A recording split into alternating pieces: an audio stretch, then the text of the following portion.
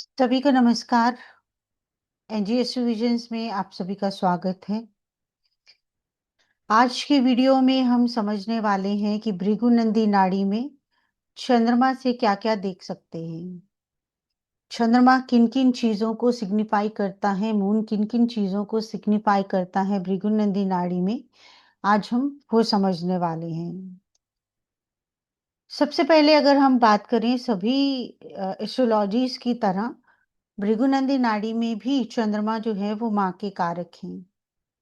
माँ से जुड़ा हुआ कोई भी सवाल हो, उनकी लाइफ से जुड़ा हुआ कोई भी सवाल हो, उनकी हेल्थ से जुड़ा हुआ कोई भी सवाल हो, हम चंद्रमा से देखेंगे। माँ के साथ हमारे रिश्ते कैसे हैं, माँ के साथ हमारी बॉन्डिंग कैसी है, वो सब भी हम जो है चंद्रमा को देखकर जान सकते हैं। भृगुनंदी नाड़ी में चंद्रमा न सिर्फ माँ के कारक हैं बल्कि मदर इन लॉ यानी कि सासू माँ के भी कारक चंद्रमा ही कहे गए हैं। उनसे जुड़ा हुआ कोई भी सवाल होगा तो भी हम चंद्रमा को ही फोकस पे रखेंगे। इवन आपका भृगुनंदी नाड़ी में सबसे बड़ी बेटी जो है, एल्डेस्ट डॉटर, वो भी आपकी मून से ही देखी जाएगी। मून हमारे माइंड को रिप्रेजेंट करता है, हमारे मस्तिष्क को, हमारे माइंड में क्या चल रहा है, हम मन में क्या सोचते हैं, हमारा थॉट प्रोसेस कैसा है, वो हम चंद्रमा से समझ सकते हैं। इवन हमारे मूड को चंद्रमा रिप्रेजेंट करते हैं। कुछ लोगों को मूड स्विंग्स होते रहते हैं, उनका मूड जो है वो स्टेबल नहीं रह पाता, वो भी मून से ही देखा जाता है। इसके साथ ही मून जो है वो चेंजेस एंड मूवमेंट के भी कारक हैं।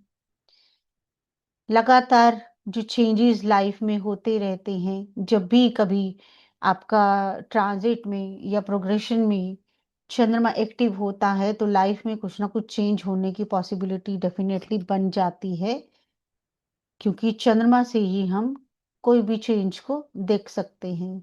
इवन मूवमेंट, आपका एक जगह से दूसरी जगह जाना, एक घर से दूसरी जगह जाना, एक कंट्री से दूसरी जगह मूव करना, वो सब भी आपका चंद्रमा ही बताता है। चंद्रमा इमोशंस एंड फीलिंग्स का भी सिग्निफिकेटर है, उसका भी कारक है।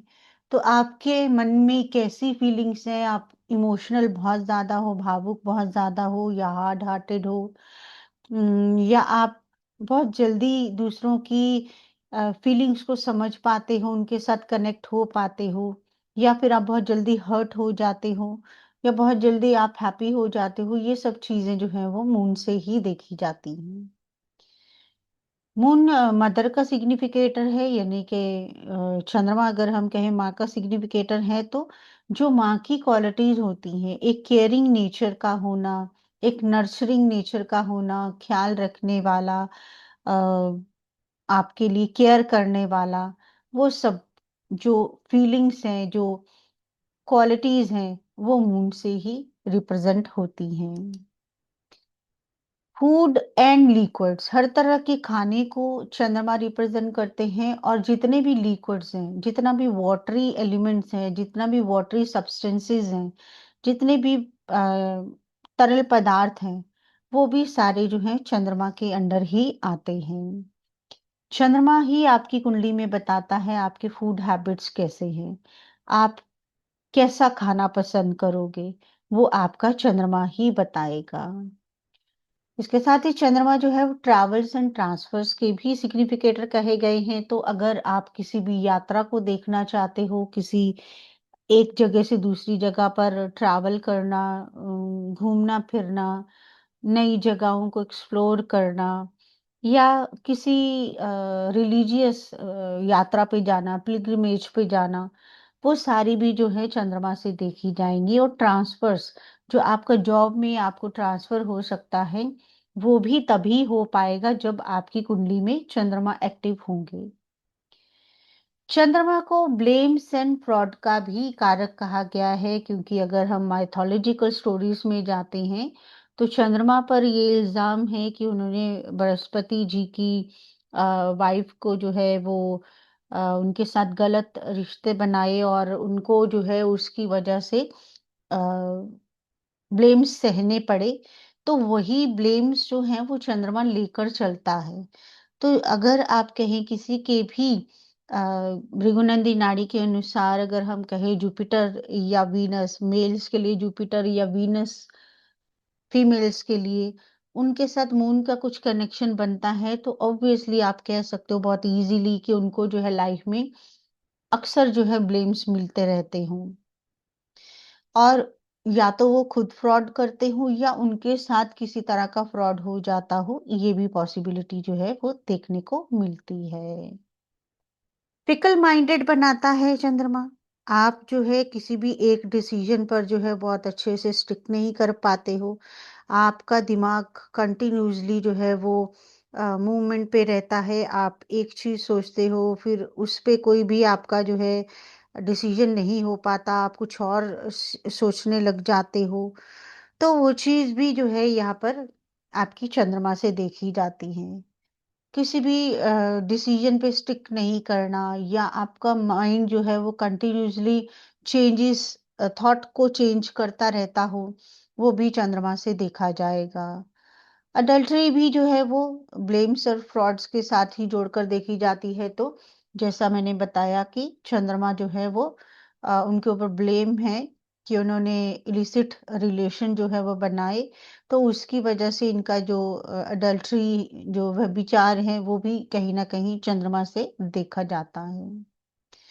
चंद्रमा हर तरह के एक्सपेंसेस खर्चों का भी कारक है और कुछ मामलों में लॉसेस को भी सिग्निफाई करते हैं कि बहुत ज़्यादा कैश फ्लो का जाना या आपके खर्चे बहुत ज़्यादा होना, उसमें चंद्रमा का रोल जो है वो बहुत प्रोमिनेंटली देखने को मिलता है। जैसे अगर हम भृगुनंदी नाड़ी की बात करें तो शुक्र को पैसे से जोड़कर देखा जाता है।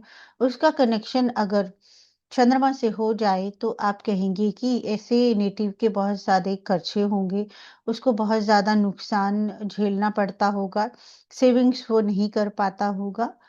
तो यहाँ पर जितना भी हम खर्चों की बात करें, जितने भी एक्सपेंसेस की बात करें, लॉसेस की बात करें, वो भी चंद्रमा से ही देखे जाते हैं।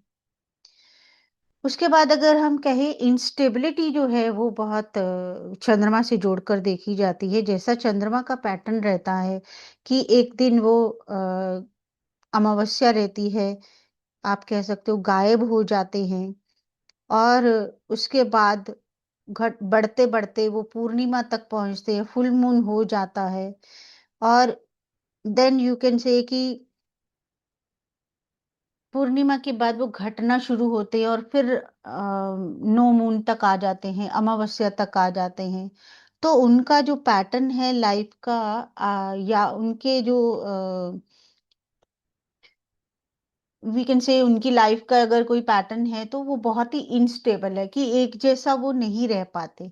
कभी वो बिल्कुल नहीं दिखाई देते हैं और कभी बढ़ते-बढ़ते पूरे फुल मून तक चले जाते हैं, फिर घटना शुरू हो जाते हैं एंड देन गायब हो जाते हैं। तो वो जो इनस्टेबल नेचर है उनका, वो किसी भी नेटिव की लाइफ में जो है वो चंद्रमा से देखी जाती है।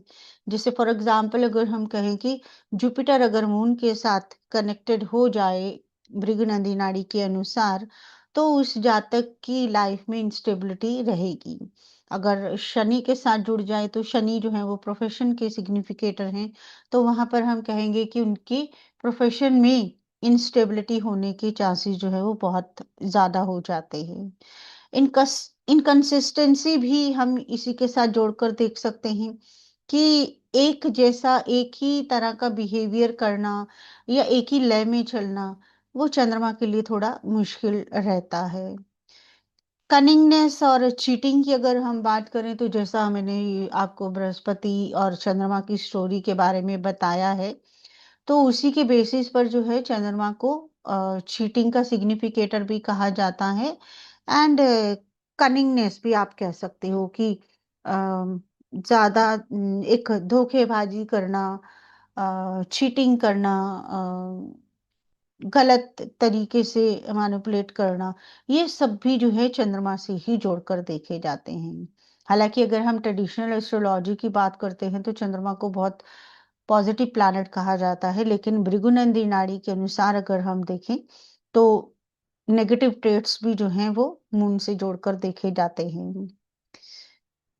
इसके साथ ही फीमेल प्रोजनी, अगर किसी की प्रेगनेंसी चल रही है, कोई एक्सपेक्ट कर रहे हैं कि इनकी लाइफ में उनका चिल्ड्रन, उनके किड्स आने वाले हैं और उसमें कनेक्शन जो है वो चंद्रमा का बने, तो बेटी होने के, फीमेल चाइल्ड होने के चांसेस जो हैं वो ज्यादा बढ़ जाते हैं।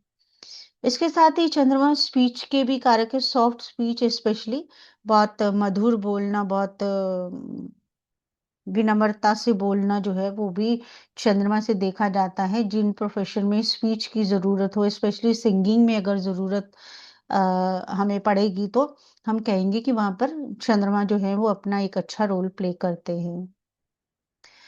जैसे कि हम जानते हैं चंद्रमा बहुत ठंडे प्लैनेट हैं, तो कफ एंड कोल्ड जो है वो भी आप साइनस जैसे इशू जो है वो भी चंद्रमा से जोड़कर देख सकते हो। जिस भी नेटिव का गुरु के साथ चंद्रमा का कनेक्शन होगा, उसको आए दिन कोल्ड एंड कफ बहुत इजीली हो जाता होगा। ये आप अपने आसपास के लोगों को, जिनको आप जानते हो, चेक कर सकते हो। उनको साइनस का प्रॉब्लम रहना, अ, जुकाम बार बार होना जो है वो देखने को मिल सकता है। तो ये थे हमारी तरफ से कुछ सिग्निफिकेटर जो चंद्रमा से रिलेटेड थे, जिसे हम भृगुनंदी नाड़ी में चेक कर सकते हैं। इनसे जुड़ी हुई चीजों को चेक कर सकते हैं, या नेटिव या प्रोफेशन या कुछ भी हम अगर लाइफ में चेक करना चाहें, तो चंद्रमा के ये सिग्निफिकेशंस हमें काम में आएंगे। और अगर आपको ये जानकारी पसंद आ रही हो, तो प्लीज वीडियो को लाइक एंड शेयर जरूर करिए। चैनल को सब्सक्राइब कर लीजिए ताकि आने वाले सारे वीडियोस आपको तुरंत मिल सके और आप भी बीएनएन को बहुत इजीली सीख सके। Thank you everyone.